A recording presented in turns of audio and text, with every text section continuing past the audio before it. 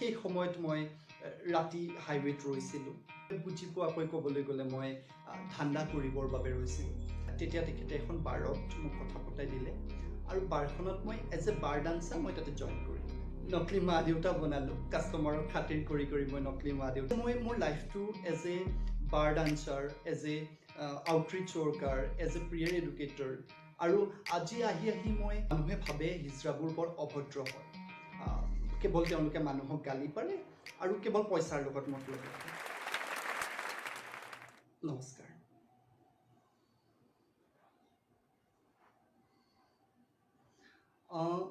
মই মোৰ পৰিয়ালক মোৰ পৰা সদায় আঁতৰলৈ গৈ থকাই মই দেখি আহিছোঁ মোৰ দেউতাই মোক কেতিয়াও একচেপ্ট কৰা নাই আজিৰ তাৰিখতো দেউতাই কেতিয়াও একচেপ্ট কৰা নাই as the way I M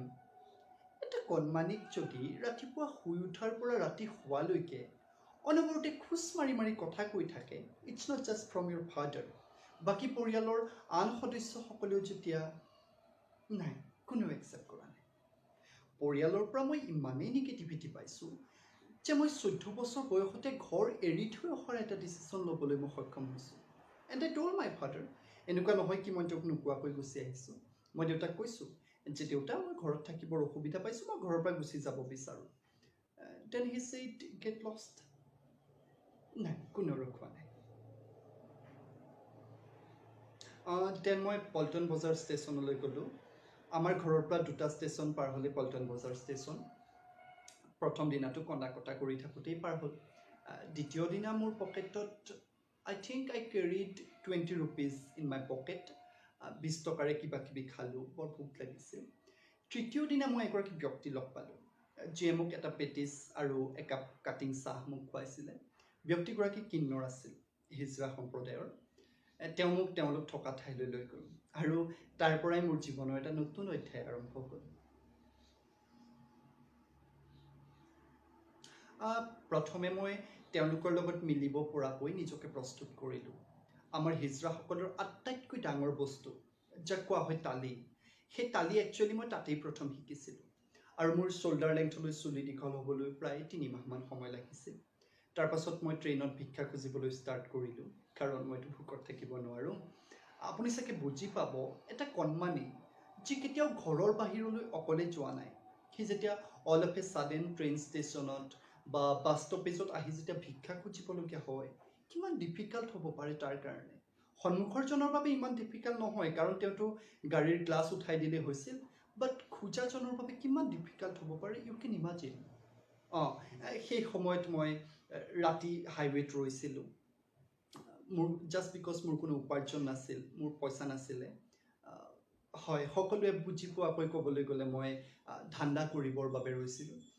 বাট মই কমফৰ্টেবল নাছিলোঁ মোৰ বৰ ঘিণ লাগিছিল আৰু মই মোৰ ফ্ৰেণ্ডক ক'লোঁ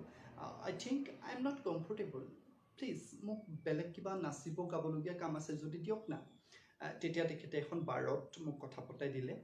আৰু বাৰখনত মই এজ এ বাৰ ডান্সাৰ মই তাতে জইন কৰিলোঁ টকাৰ উপাৰ্জন হৈছিল আৰু তাতে মই গৈ দুনিয়াখনক নতুনকৈ চোৱাৰ এটা দৃষ্টিভংগী মই বাৰৰ পৰা পালোঁ বহুত মানুহ তাতে লগ পাইছিলোঁ আৰু যেতিয়া মোৰ অলপ টকা জমা হ'ল এৰাউণ্ড 17 years মই ভাবিলোঁ এতিয়া অলপ পঢ়ি লোৱা হওক যদি ফিউচাৰত কিবা কামতো আহিব পাৰে পঢ়ি থ'লে হয় মই আকৌ পঢ়া ষ্টাৰ্ট কৰিলোঁ বাট কমপ্লিটলি ইলিগেলি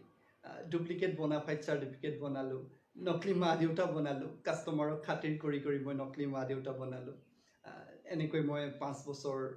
ৰাতিপুৱা হ'লে মই কলেজলৈ গৈছিলোঁ আৰু ৰাতি হ'লে মই বাৰত ডান্স কৰিবলৈ গৈছিলোঁ হয় মই ডিগ্ৰী কমপ্লিট কৰিলোঁ বাৰৰ পইচাৰেই মই ডিগ্ৰী কমপ্লিট কৰিলোঁ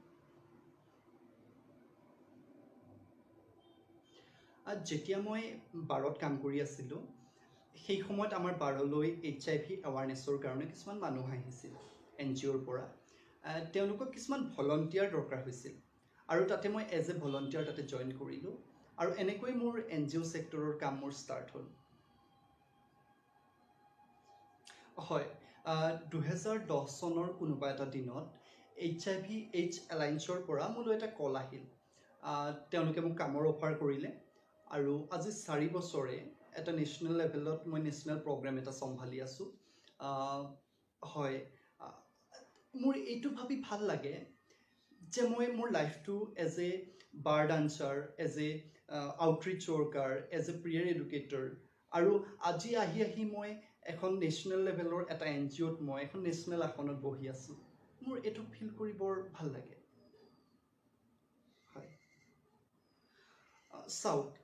মানুহে ভাবে হিজৰাবোৰ বৰ অভদ্ৰ হয়, কেৱল তেওঁলোকে মানুহক গালি পাৰে আৰু কেৱল পইচাৰ লগত মতলব ৰাখে। তালি কেতিয়াও এখন হাতেৰে নেবাজে। তেওঁলোকে যদি টকাৰ লগত মতলব ৰাখিছে, কাৰণ তোমালোকে তেওঁক চাকৰি দিয়া নাই, তোমালোকে তেওঁলোকক কামত ৰখা নাই, সেইকাৰণে তেওঁলোকে টকাৰ লগত মতলব ৰাখিবলগীয়া হৈছে। এবাৰ মই ঘৰলৈ ফোন কৰিছিলোঁ, দেউতাৰ লগত কথাও হৈছিল, বাট তেওঁ মোক ক'লে তই আমাৰ বাবে কেতিয়াবাই মৰি গৈছ, আৰু তেনেকৈ কোৱাৰ পিছত মোৰ আৰু কথা ক'বলগীয়া একোৱেই নাথাকিল।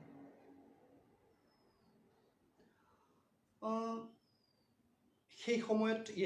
সেই সময়ৰ বাবে অফক'ৰ্ছ বেয়া লাগিছিলে, তেনেকৈ ক'লেতো বেয়া লাগিবই, বাট এতিয়া মই নিজকে যি জেগাত দেখা পাওঁ, মই এখন সৰু পৃথিৱীত বাস কৰোঁ, আৰু মই ভাবোঁ যি হ'ল ভালেই হ'ল। এনেকুৱা মাক দেউতাক থকাতকৈ অকলে থকাই ভাল, নালাগে মোক এনেকুৱা মা দেউতা। চাওক, মই ভাবোঁ ওপৰলাই সকলোতকৈ ধুনীয়া যদি কিবা বনাইছে সেয়া হৈছে মানুহ, আৰু আমি মানুহ হৈ যদি মানুহকে আমি গুৰুত্ব নিদিওঁ, আমি জানো ওপৰলাকে অসন্মান কৰা হোৱা নাই?